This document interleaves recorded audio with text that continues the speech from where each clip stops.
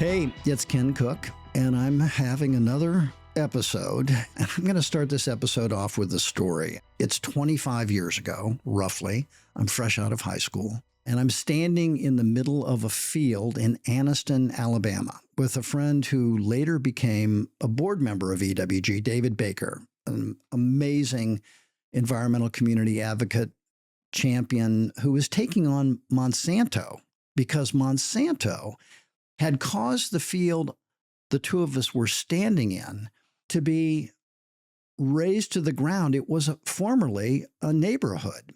There were homes, but when we were standing there, there were only empty streets with weeds growing up through the cracked cement, a few street signs, but no homes left because Monsanto had dumped huge amounts of PCBs for decades on this town. And instead of owning up to it and being held accountable and doing the right thing, they simply bought the property, the value of which was depressed by the Monsanto pollution, and then razed all of the homes to the ground. It was not even a ghost town. While I'm standing in that field, I call back to my colleague, Mike Casey, tell him what I'm seeing. I had just come from a courtroom where Monsanto was being sued, so it was all coming together. But here I was. I called him and he said, you need to call Mike Grunwald at the Washington Post and tell him the story. So while I'm standing there with my cell phone, I called Grunwald and I told him what I was seeing. I told him about the court case. We had some internal documents that we'd gotten hold of, and I told him that they spelled out even more of the story, that Monsanto knew for decades that they were poisoning this little community. They knew fish were dying. They knew that the levels of PCBs in the soil and in the water and in the air were way above limits that were deemed safe by any scientists and authoritative bodies. And they didn't do anything about it. So they had to be sued. And ultimately, the litigation turned out to bring about one of the biggest civil rights settlements in history for the people of Anniston. Mike went down to Anniston. He dug into those documents. He did incredible investigative work. And the next thing we know, there's a front page story in the Washington Post that says Monsanto hid pollution for decades. And that led to other journalists picking up. People magazine picked up, did a 6-page spread on Anniston, Alabama, 60 Minutes. Did a story focused on my colleague and friend and inspiration, David Baker, who took on Monsanto and won. So I'm thrilled today to have Mike Grunwald on the show. He's one of the really great investigative reporters of our time, certainly one of the greats that I've ever come across. You can find his work now at Canary Media, at the Breakthrough Institute, and on the Climate Wars podcast. He's a New York Times best-selling author, and his new book is called We Are Eating the Earth: The Race to Fix Our Food System and Save Our Climate. It's about uncovering uncomfortable truths about our food system, including uncomfortable truths for critics and defenders of modern agriculture. So I'm especially excited about it because it's built a lot around a friend and colleague and another inspiration of mine, Tim Searchinger, and his amazing journey uncovering these uncomfortable truths. Mike, welcome to the show. It's great to see you again, my friend, and I'm tickled that you're here to talk about your great new book. Ken, it's awesome. It's been a long time since Anniston, man. Yeah. And Monsanto hasn't done any better since, but that's another story, right? Yeah. I remember looking at those documents and being like, wow, they put it all in writing. They wrote it. Yeah. We had one of them in our hallway. I don't know if you remember one of the documents we blew up to about 8 foot high. It was Monsanto telling the state authorities in Alabama that they hoped they would not disclose what Monsanto knew to be the case with this PCB pollution. And the state regulators were reported in the same memo as saying, yes, that's not a problem. We won't say a word about how you're poisoning our people. And on top of it all, it was, I think, confidential, read and destroy. Exactly. That's what I remember. That's the thing I remember most about that story. It was like the first few documents, it was like confidential, confidential, and pretty was like super duper confidential. And then Yeah. confidential, read and destroy. That's when Yeah. like, I think this is a story. Well, it was a story in your hands, and it was a great one, and it really had a huge impact on the proceedings in Anniston, the litigation, the uproar around it, bipartisan support to help the folks down there with problems they were having getting response from EPA, all that. The best that you expect from investigative journalism, and that is that it opens up issues in ways that ordinary people would never have had the opportunity to open up, and does it in a way that has a lasting impact. So that's how when I think of your career, I think of that. And I think this book is very much in line with that. So I love the eating part, and I love how you first decided you were going to write this book. You kind of gave away a little bit of the punchline, which is that really agriculture is eating the earth, right? Yeah. Right now, 2 of every 5 acres on this planet are cropped or grazed. And, a lot of us, spent a lot of time writing about urban sprawl, about how it's kind of going into forests and wetlands. And it's a real problem. But I always point out that sort of cities and suburbs and highways and driveways, the developed part of our planet, that's 1% of our land. Agriculture is 40%. And so the book is really about how this natural planet of ours is becoming an agricultural planet, which has incredible, all kinds of environmental consequences, including climate consequences, because as our agricultural footprint expands, our natural footprint shrinks. That's, forests and wetlands that store a lot of carbon and that also absorb a lot of carbon from the atmosphere. What we're doing, it's like we're trying to clean our house when we try to decarbonize the planet, but it's like we're smashing the vacuum cleaner to bits in the living room. Yeah. That's what we're doing with deforestation. And we're continuing to lose a soccer field worth of tropical forest every 6 seconds. Yeah. And that's because of agriculture. Yeah. And as someone who's been to Brazil myself, that part of your book is really, really compelling and really concerning. But we're more than happy to plow up land here for no real good reason, unless you count subsidies and the need to do something with that land that earns a greater return. Well, I do try to bang my spoon on my high chair a little bit about this notion that, we look at the United States where there is still some wetlands drainage and there is still some deforestation, but essentially, like, we tore down our Amazon in the 19th century. Right? Absolutely. Indiana was 85% forest, and now it's all corn and soybeans. Yeah. And we wag our fingers at Brazil when we see deforestation there for corn and soybeans, mostly for cattle. For cattle, yeah. The fact is, what we're doing is not all that different from what they're doing. They're just doing it a little bit later. My sort of larger point of this book is really about recognizing that essentially we have a land problem. Yeah. That we need to make more food with less land and fewer emissions. It's not like we're the good guys because we got rid of our nature so long ago, while Brazil and Indonesia are, dealing with those issues now.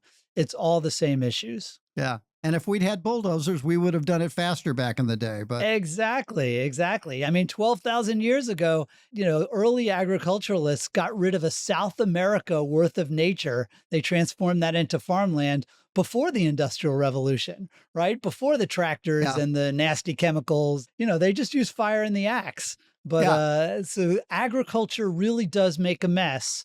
And my kind of message is that we first of all have to acknowledge this mess. And, it's something that a lot of us don't think about every day. I certainly didn't until I started working on this. And then we got to do something about that mess because we do got to eat. Yeah, no question about that. And there are more and more of us who have to eat. People need food and they want more protein, and that comes at a huge price. So Tim Serchinger, who's the protagonist of the book, I think, a friend of many years of mine and colleagues here at Environmental Working Group. We've worked together on any number of issues, Farm Bill in particular, but also the ethanol fight in the early 2000s up through about 2014, 2015.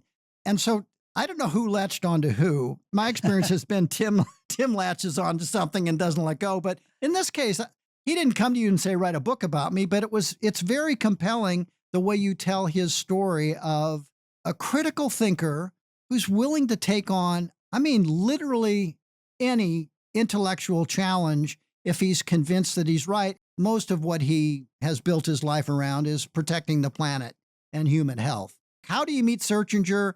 How do you decide that you're going to, follow his story and tell this broader story that you tell so well? So I've known Tim for 25 years. I actually tell the story in the book of the first time I met him, which was in Union Station. I had just started doing some investigative stuff at the Washington Post, and he had some ideas for me. And I talked to him, like at the time he was, we were both very young. He was wearing this, it kind of looked like it was like a, college kid wearing his first suit. And what I remember even that first meeting was, first of all, this like just blizzard of verbiage, which is what you get with Tim Searchinger. Also his obvious brilliance.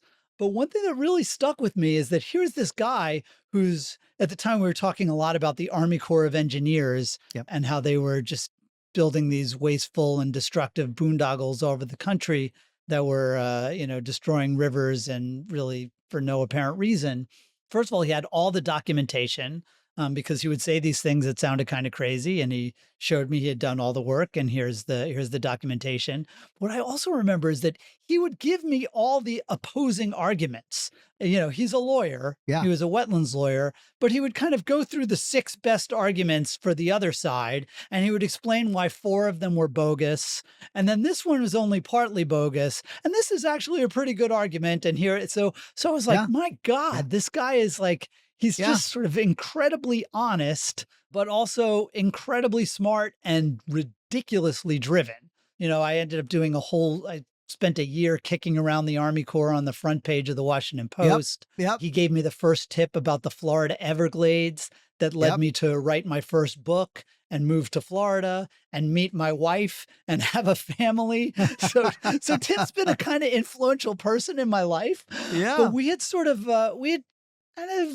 I wouldn't say, I guess we drifted a little apart. I certainly, I'd been doing all kinds of different sort of reporting, including a lot of climate reporting. And I was mostly energy reporting, like most of us who think a lot about climate. And I had written this piece about my own life in the green economy. I'd gotten solar panels and an electric car. My point was not that like, I'm an awesome eco saint and you should be like me. My point was more like, hey, I'm saving a lot of money. Yeah. If I've figured this out, this stuff is going to go mainstream. And so I actually had this kind of throwaway line about how I don't line dry my laundry. I don't unplug my computer at night. I still eat meat. And then when I was fact checking it, I was like, I still eat meat. Is meat even bad for the climate? I genuinely didn't know. And I'd been writing about climate stuff for 15 years. And I knew like people talked about the cow farts. And I knew that like, meatless Mondays was supposed to be good. But I realized like, is this just something that vegans say because we want to be nice to animals? Or is this actually bad for the climate? Vegans with solar panels and electric cars. Yeah. Well, I figured, all right, I knew Tim was sort of doing some agricultural stuff with climate. I called him and I said like, hey, Tim, is meat really that bad for the climate? And he said, yes. And then he said, duh, because that's sort of how Tim is. Yeah, a little bit. We ended up having this conversation. And so one of the things he explained basically is that food is about 1/3 of our climate problem. And of course, it's like 3% of climate finance and like 0% of climate conversation. Yeah. So that was really striking to me. And we had done a story together about biofuels. And he said, basically, the problem with meat is like biofuels, it uses too much land. Biofuels use about a Texas worth of the earth, and that's crazy. But livestock use like 50 Texas's worth of the earth. When you eat a burger, you're eating a cow, but really you're eating the Amazon. You're eating the macaws and the jaguars and the rest of the cast of Rio. And it was just that first conversation really made me think, if I don't know anything about this stuff. That's a third of the climate problem. And I write about the climate, then probably most people don't. Obviously, there are like a million books about energy and climate, and a lot of them are really good books. And it's really important. Sure. But we kind of know what to do about energy now. I mean, we're even starting to do it, just not fast enough. But food, I realized, was just this incredible white space where we don't know what to do. The problem's getting worse. And we haven't even really grappled with it. And so my book is really, I hope it grapples. Yeah. So what do you think some of the big misconceptions are about how agriculture's affecting the climate and just the environment generally? The critters go first and the climate goes right after. Why hasn't more attention been paid to it? Right. Is it just too knotty, too complex? Sure. Well, I mean, I think there are a whole bunch of misconceptions because Yeah. I think the first thing is that people don't really know much about food and climate. Yeah. But then it's also a lot of what they think they know just isn't so. Yeah. The first big issue, and obviously this is kind of the title of the book, is that land use, that's the giant elephant in the room. And that's what's been ignored, that the climate analysis of food, of agriculture, of biofuels has consciously ignored land use. That's where all the marbles are. Yeah. That's been Yeah. the big problem. Yeah. And so Tim's big insight essentially is that land is not free. He first discovered this by looking at biofuels, where essentially there had been a lot of criticism of biofuels, particularly corn ethanol, because the idea was, we're using almost as much fossil fuel to create ethanol as we are replacing fossil fuels. I mean, it's just incredibly inefficient. Yeah. But the idea was always, yeah, you do emit a lot in making ethanol, but then when you grow corn, that kind of sucks the carbon out of the air Yeah. that you're burning in the engine when you burn the corn and it goes out the tailpipe. Those negative emissions in the field kind of offset it. So at the time, it was basically the prevailing science was ethanol was like 20% better because of that. Yeah. And Tim just looked at this and was like, well, that's weird because that cornfield was sucking up carbon when it was growing food, like even before it was growing fuel. And if you're going to grow fuel, then somewhere else you're going to have to grow more food. And it's probably not going to be in a parking lot. It's going to Yeah. be in a forest or a Yeah. wetland or a Yeah. prairie or someplace that had a lot of carbon. And there's going to be a real cost. You're going to use more land. And that had just been completely ignored by all of the science. And so when Tim ended up doing the math and the modeling, ethanol was not 20% better than gasoline. It was twice as bad. And soy biodiesel was even worse because you needed more land to make the same amount of diesel. So that was really the initial insight. And that really is the idea that's behind a lot of this book. When you think about agriculture, there's this kind of a notion that a lot of people have of there's kind of good agriculture, Michael Pollan agriculture, Yeah. less Mhm. chemicals, which is nice, but also small scale, diverse, old school, more natural. And then there's kind of big, evil industrial agriculture, which is like large. And yes, it has a lot of chemicals, Monocropping and but yeah. also it's often called like production agriculture or efficient agriculture. Like efficiency is this kind of evil word that rapacious corporations kind of dredge dollars out of the dirt. But when you start thinking about land, is that making more food per acre is really important because then you need fewer acres to make food. And that there really is this trade-off that when you reduce yields, there's a lot of nice things about regenerative agriculture that takes care of the soil, or organic agriculture, where you're using fewer chemicals. But to the extent there's a yield drag, then there's increased pressure on the Amazon, on the Congo rainforest, on the Serengeti, you name it. Or even on the Great On Plains. the Great What's Plains, left exactly. of the grasslands there. Yeah. Exactly. And of course, in terms of also creates pressure on hunger because, the world population is growing and we are going to need 50% more calories by 2050. Right now, we're on track to need 70% more meat. And if we keep doing things the way we're doing them now, we're going to have to deforest another dozen Californias worth of land. And we don't really have that. So that's really the kind of issues that I think have been misunderstood. There's this idea that kind of like sustainable agriculture means like not being too mean to the soil or not being, Yeah. not being too intensive. But, the phrase is sustainable intensification. If you can make more food per acre, that is a really good thing. Yeah. The one thing that I kept thinking about when I was reading your book, there are ways in which you could intensify production and get more yield, even in an organic system or agroforestry systems. But the amount of labor it takes to do that, the return to the land, the ability to earn a living from doing it, that's not just subsistence.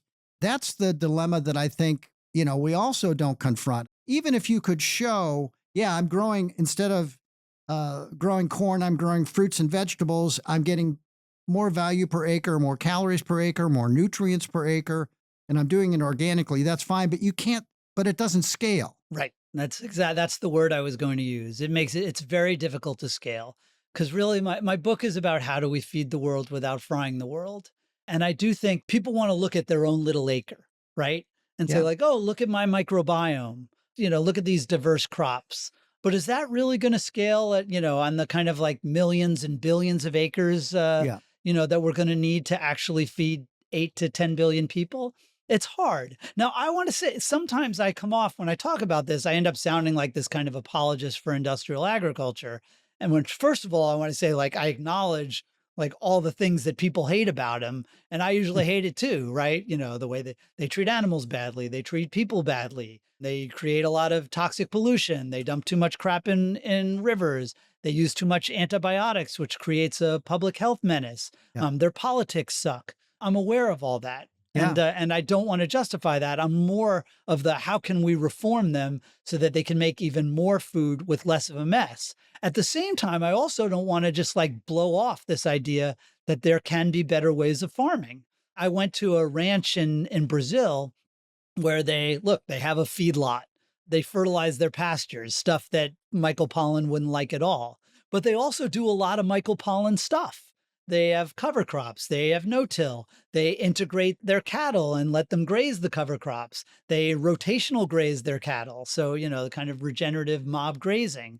Mm-hmm. And they get unbelievable yields. So my real focus is like yield, production. That is really important because we really do need to create a lot of affordable, sustainable food. But I don't want to be the guy who's saying like, you have to do it this way or you have to do it that way. If you can figure out a way, like right now, organic generally has like 20 to 40% yield drag in the United States and other parts of the world, even more. But if you can figure out a way to do super high yield organic, good for you. That's awesome. Yeah. Legislation that was passed had us on the path of really dramatically expanding ethanol.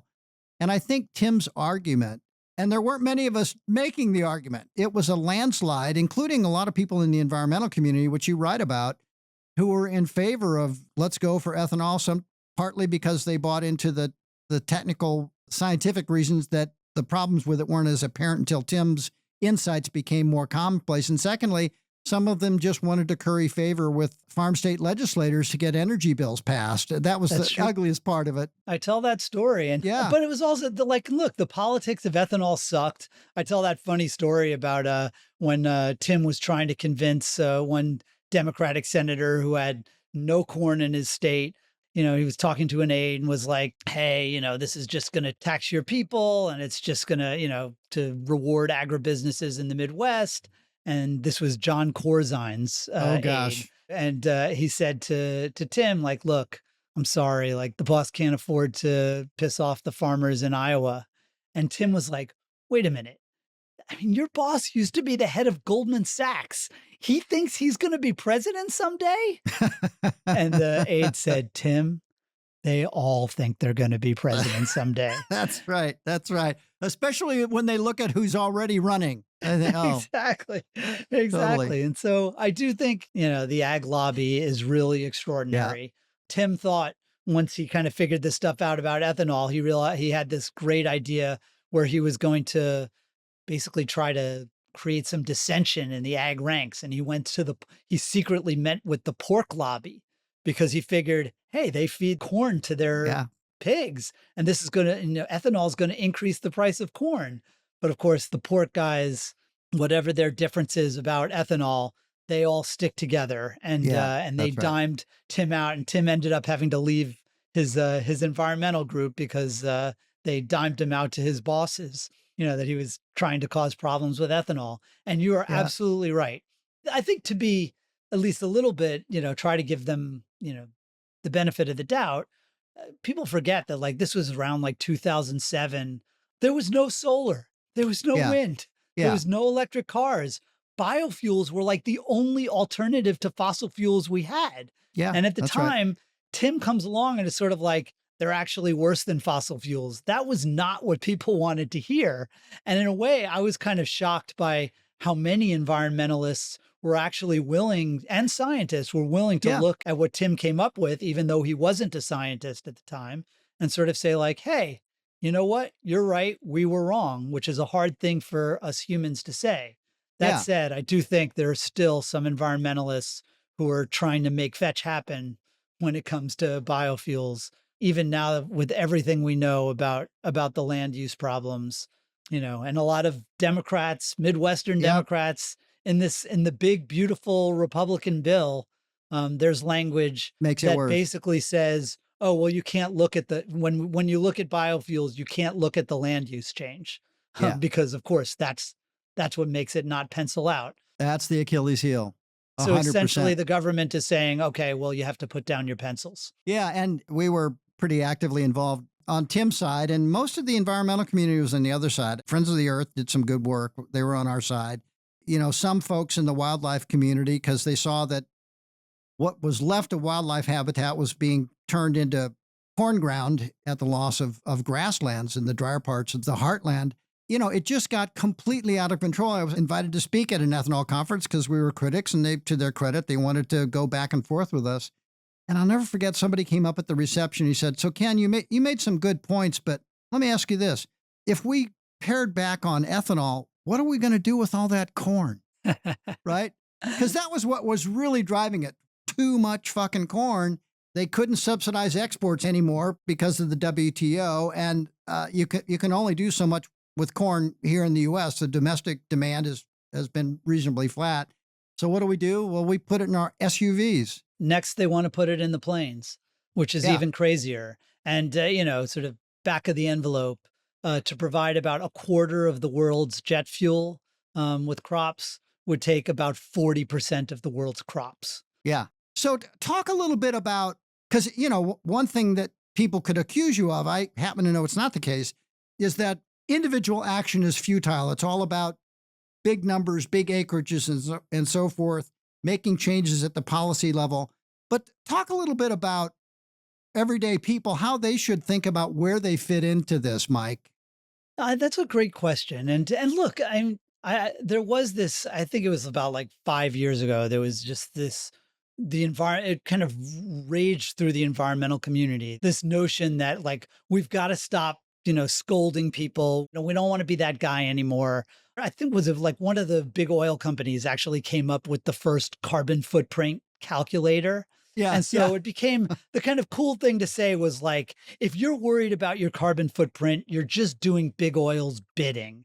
And I get it. And look, they're bad. We can stipulate that. And we can also stipulate that policy is really important. Yeah. Yeah. And Yeah. look, Yeah. corporations need to do their part. But, like Donald Trump isn't, and McDonald's and JBS are not shoving all these they're not forcing us to eat 3 burgers a week. And the fact is, if we only ate 2 burgers a week, we would save, this is all Americans, we would save like a Massachusetts worth of land every year. And even beyond that, I think there's something kind of uncool about the environmental community, on the one hand, sort of saying like, we're in a crisis. This is horrible. Like we have this deadline. We need 2.0, 2 degrees Celsius by X date, all hands on deck. And then at the same time being like, oh, but your emissions don't matter. Don't worry about that. Yeah. So I just think that's crazy. Yeah. I don't want to be judgy. And I don't think perfect's on the menu. And you're a vegan. That's the best thing you can do for your diet, for the climate. And that's awesome. I am weak. I am a hypocrite. I think some of this is a little bit like organized religion. You find the level of hypocrisy you're comfortable with. right? And Yeah. I have cut out beef. Like I said, vegan is the best. Being a vegetarian, also great, but cutting out beef is generally about as good as being a vegetarian for the planet and the climate, because beef is so bad. And vegetarians tend to eat more dairy to replace their protein.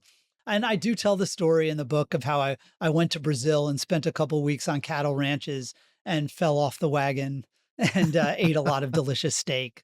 Hard not to in Brazil. People told me like, oh, after a month, you won't even miss it.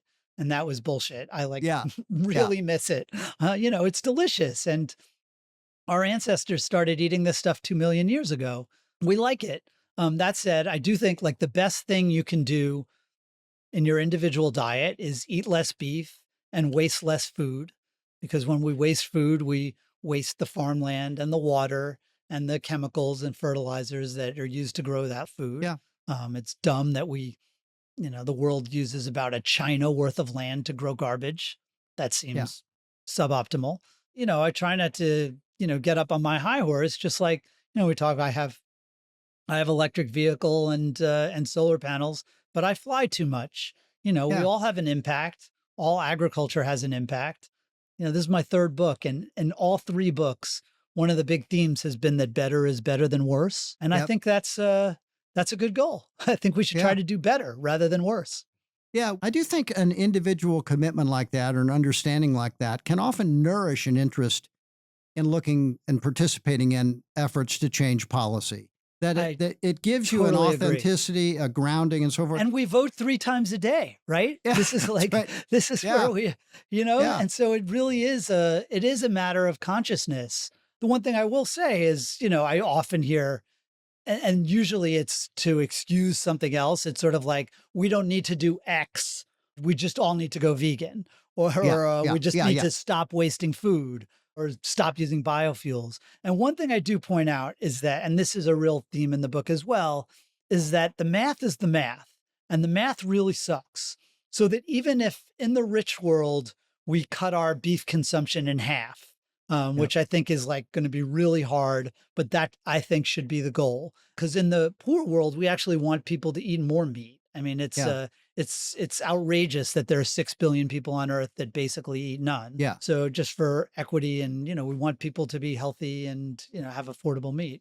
Imagine we cut our beef consumption in half, and imagine the entire world cut food waste in half, and just imagine we got rid of all biofuels.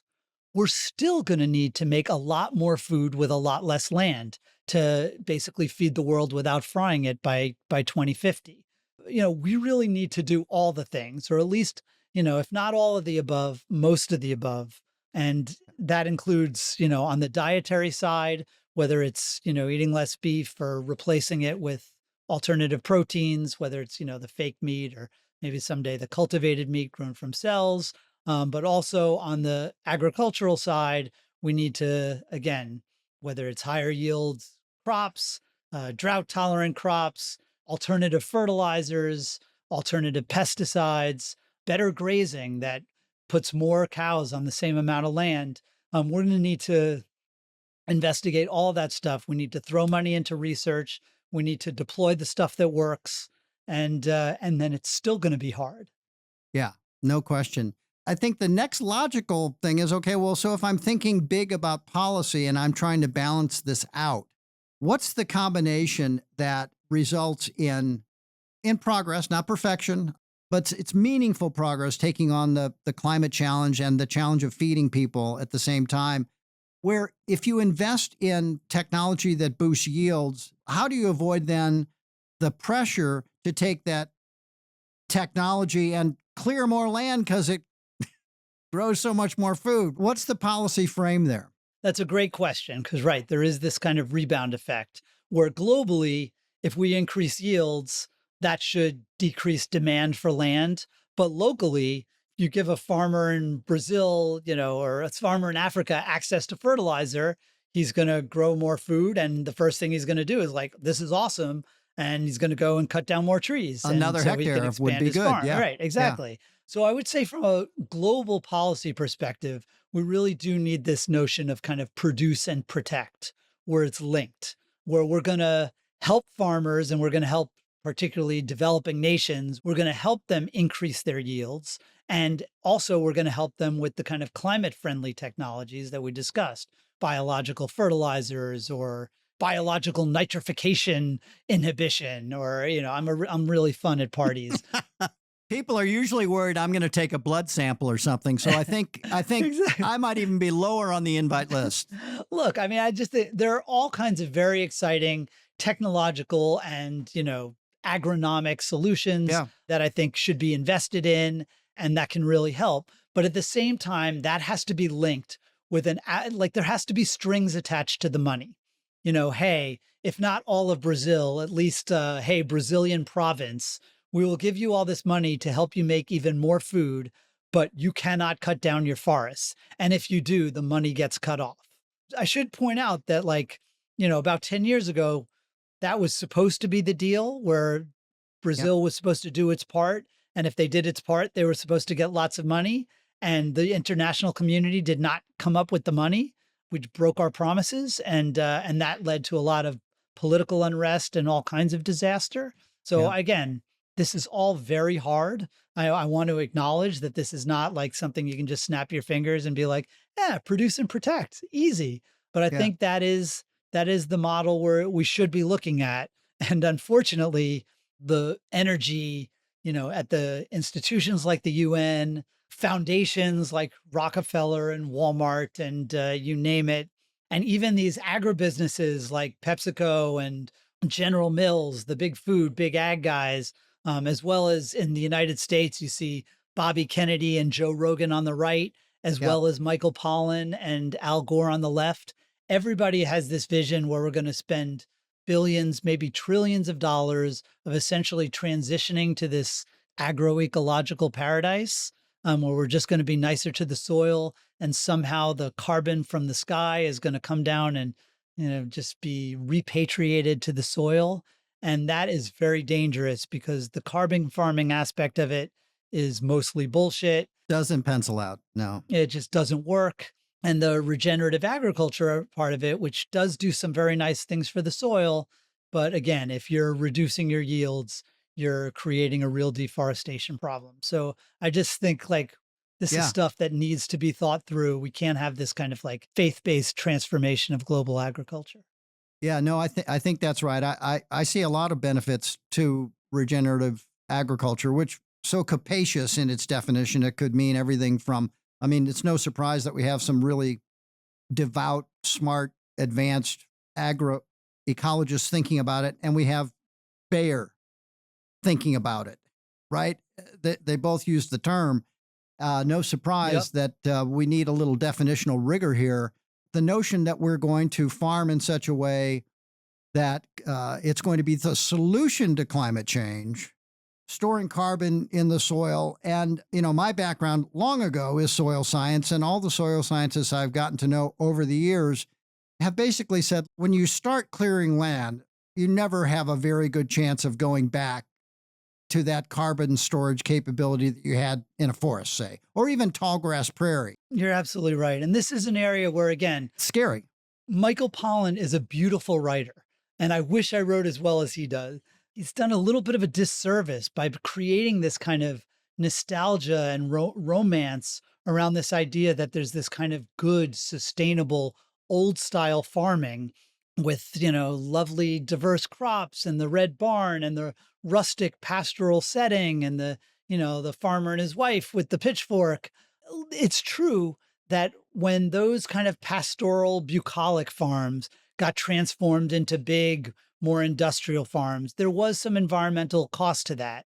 And you at Environmental Working Group have done a fantastic job of really focusing, particularly on the pesticide Yeah. side of it, that there really are trade-offs there that are absolutely real.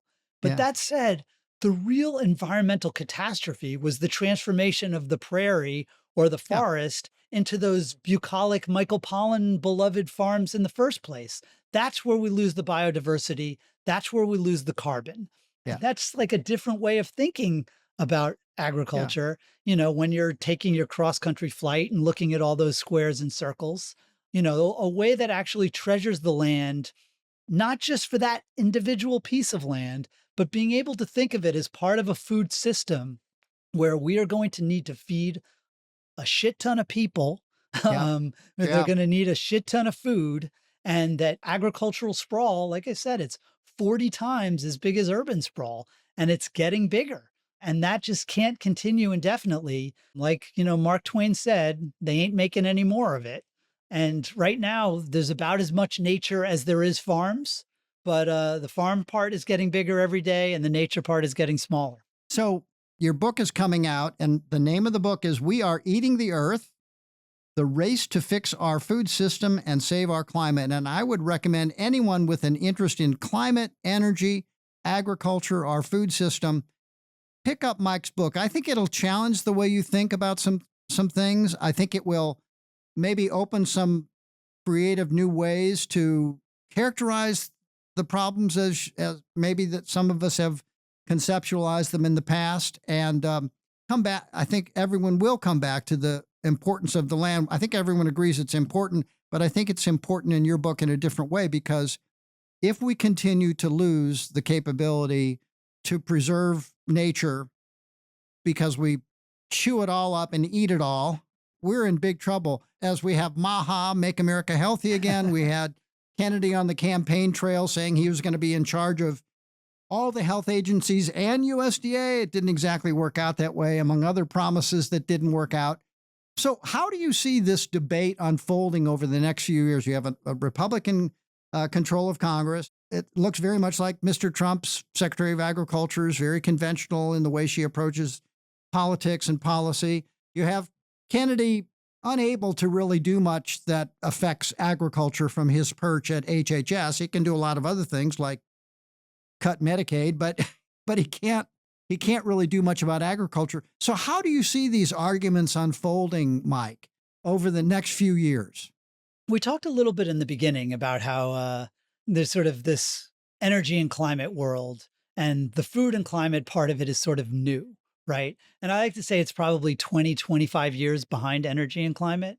Now, Yeah. right now, for people who are energy and climate people, which I was one of them, I guess I still am, even though I've taken this 6-year detour. Obviously, these next 4 years are going to suck. Like, we know where Trump is. Like, he doesn't give a shit about the climate. Yeah. And he's actually a fan of fossil fuels. He is going to do everything he can to advance fossil fuels at the expense of clean energy. To his great credit, he's figured out that there's a problem with solar energy, which is called sunset. Did you know that the wind doesn't always blow, Ken? Have you heard that? No, I wrote it down first time I heard him say it. Yeah. But look, so he's going to be rolling back a lot of good stuff that's happened. The good news is that wind and solar and batteries and electric vehicles have gotten so cheap and good that I don't think he can just completely end the revolution. Yeah. But that's going to be, it's going to be a political fight, and he is going to roll some stuff back. So Yeah. the sort of good news for my world, the food and climate, is that this is so new that there's nothing to roll back, or at least not very much, right? Maybe we shouldn't tell him. We shouldn't expect a lot of great, food and climate advances under Trump. But I do think that this is a time where we need to figure shit out. In a way, opportunity is not really the right word, at least so that when there is globally and in the United States, when there is at least the kind of political stars are aligned to actually do something about this stuff, we'll be ready to do the right thing. And that's where I do have to at least give a shout out to Denmark. When I talk about this stuff, people are, there's a lot of oh yeah, right. We're just going to snap our fingers and take on the ag industry and do this and do that. Well, Denmark, it turns out, is doing all the things. I went there with Searchinger, who had been hired along with the World Resources Institute by the Danish agricultural lobby, essentially, to help them decarbonize their industry, because Denmark had done so much work on climate stuff, basically on the energy side, that suddenly agriculture was looking like a massive part of the problem. Yeah. And so they were kind of even though they were very powerful, they were like, oh my God, the energy guys did their part. We're going to have to do ours. What can we do? And of course, at the time, the enviros were like, well, you need to shut down your pig farms and shut down your dairy farms. And Tim came and said no, you have incredibly efficient pig and dairy farms. It would be dumb to shut it down and outsource all that deforestation and pollution to the developing world. Instead, we should make it even more productive, but less of a mess. Test all of the technologies, the drought tolerant crops and the greener fertilizers and, you name it, the feed additives so that the cows burp less methane. We're going to test all that. We're going to deploy the stuff that works. You'll make even more food, but you're also going to have to use less land, and we're going to rewild 1 million acres of farmland. At the same time, we're going to tax agricultural emissions. We're going to have a nationwide effort to promote plant-forward eating. So basically, we're going to do everything. And I think that's the model. Now, Yeah. I don't expect that to happen very soon in the United States. Like I talked to one pollster who told me that actually taxing or any kinds of restrictions on meat were the least popular policy he had ever surveyed. He said it polled like veterans benefits for ISIS. So again, it's hard. Yeah. But I think that should be the goal, is like to try to, to let 1,000 flowers bloom, let the technologies improve, get better policy, and try to have individuals try to do their part. Even if we're not perfect, we're all flawed, but we could try to do a little better. Yeah. Well, Mike, I'm so grateful to spend this time with you. I'm so proud of all the books you've written, but especially this one. I'm really excited to have it hit the streets, and the debate it's going to stir up, I think, is long overdue. We've been, in some ways, resting on some comfortable delusions for maybe too long about how big this problem is and how to take it on as an organization that's been in the teeth of big ag for a long time. We know how hard they fight, but I do think you're pointing the way here to some ideas that we really do need to at least give a good sounding to. And who knows, the pendulum swings and there may be an embrace of some of these ideas. We'll look at the ideas that are popular now that we didn't think were thinkable just a few years ago. So times do change and politics change. And I think in the agriculture space, this is going to really help shape the conversation about that. So, Mike, I'm thrilled for you and grateful to you and can't wait to see what you do next. Well, it's been awesome talking to you, and I really appreciate all your kind words and, of course, all your great work. Mike Grunwald, thank you so much for joining us today. I also want to thank all of you out there for listening. Be sure to check out Mike's latest book, We Are Eating the Earth, The Race to Fix Our Food System and Save Our Climate. And if you'd like to learn more, be sure to check out our show notes for additional links to take a deeper dive into today's discussion. Make sure to follow us on Instagram at Ken Cook's Podcast. And if you're interested in learning more about EWG, head on over to ewg.org or check out the EWG Instagram account at Environmental Working Group. If this episode resonated with you or you think someone you know would benefit from it, send it along. The best way to make positive change is to start as a community with your community. Today's episode was produced by the extraordinary Beth Rowe and Mary Kelly. Our show's theme music is courtesy of Moby. Thank you, Moby. And thanks again to all of you for listening.